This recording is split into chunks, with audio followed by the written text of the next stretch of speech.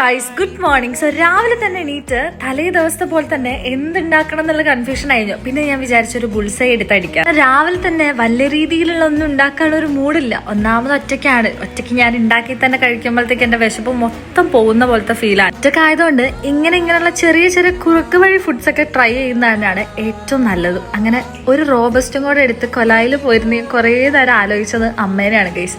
രാവിലെ ഒരുപാട് ഫുഡ് ഉണ്ടാക്കിയിട്ടും ഞാൻ ആകെ ഒരു കോഴിമുട്ടയോ അല്ലെങ്കിൽ ഒരു ചെറിയ പഴം എടുത്ത് ഓടുന്ന എന്നെയാണ് ഓർമ്മ. ഇപ്പൊ അതൊക്കെ മിസ് ചെയ്യാം. പിന്നെ കുറച്ച് കൊറിയർ വന്നിട്ടുണ്ടായിരുന്നു കേട്ടോ. ഇത് ഞാൻ ഫ്ലാറ്റ് എടുക്കുന്നതിന് മുന്നേ ഓർഡർ ചെയ്തോണ്ട് ഫ്ലാറ്റ് എടുത്തൊരു 3 ദിവസം കൊണ്ട് കൊറിയർ നമ്മുടെ കയ്യിൽ. ഇത് ഞാൻ ഓയിൽ ഒഴിച്ചു വെക്കാൻ വേണ്ടിയിട്ട് വാങ്ങിയൊരു ടിന്നാട്ടോ. പിന്നെതാ ഒരു ബെഡ്ഷീറ്റ് മേടിച്ചിട്ടുണ്ടായിരുന്നു കേട്ടോ. ഇത്ര കളർ കണ്ടാലും ഓൺലൈൻ ആണെങ്കിലും ഓഫ്ലൈനിൽ പോയി മേടിക്കുകയാണെങ്കിലും നീലയിലേക്കാണ് ആദ്യം എന്റെ കണ്ണ് പോവാ. എന്താന്നറിയില്ല, ഇപ്പൊ ഞാൻ വിരികും നീലയാണ് ഗൈസ്. പിന്നെതാ മെയിനായിട്ട് നമുക്ക് ചായ അരിക്കാനുള്ള 2-3 അരിപ്പ വാങ്ങിയിട്ടുണ്ട്.